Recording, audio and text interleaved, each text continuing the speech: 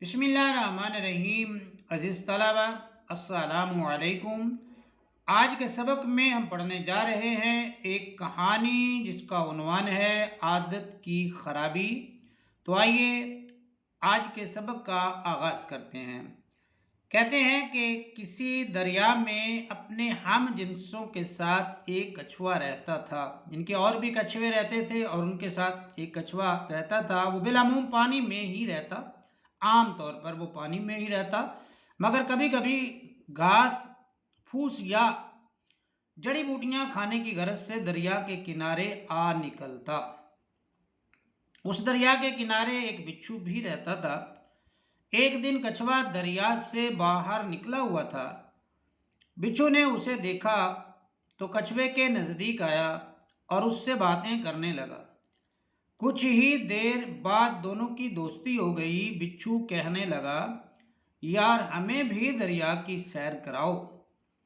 कछुए ने हामी भर ली, कछुए ने हाँ कर ली और कहने लगा, तुम मेरी पीठ पर सवार हो जाओ, तुम मेरी पुश्त पर सवार हो जाओ, मेरी पुश्त पर, मेरी पीठ पर बैठ जाओ, मैं पानी में उतर जाऊंगा। ये प्रोग्राम के मुताबिक बिच्छू कछुए की पीठ पर सवार हो गया और कछुआ दरिया की सतह पर तैरने लगा। कुछ देर बाद कछुए को खट खट की आवाज सुनाई दी। कछुए ने बिच्छू से पूछा, ये आवाज कैसी है? बिच्छू ने जवाब दिया कि ये मेरे डंक की आवाज है, मैं तुम्हारी पीठ पर डंक मार रहा हूं। कछुए ने पूछा, मैं तुम्हें दरिया की सैर करा रहा हूं और तुम मेरी पीठ पर डंक मार रहे हो, ये क्या मामला है, क्या वजह है? बिच्छू कहने लगा, ये मेरी आदत है। कछुए ने कहा कि मैं तुम्हें सैर करवा रहा हूँ दरिया के किनारे और तुम जो है मेरी पीठ पर डंक मार रहे हो, ये क्या वजह है? तो बिच्छू ने कहा, ये मेरी आदत है, मैं डंक मारे बगैर नहीं रहता।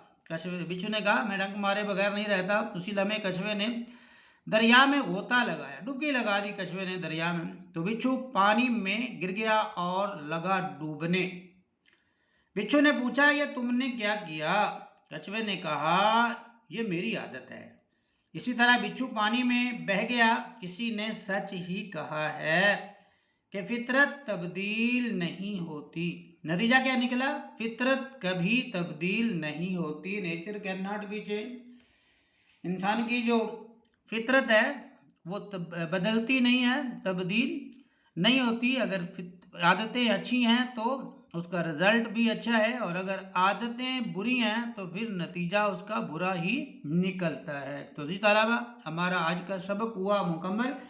मिलते हैं इंशाअल्लाह अगले सबक के साथ। तब तक के लिए अपना बहुत सा ख्याल रखिएगा। अल्लाह हाफिज़।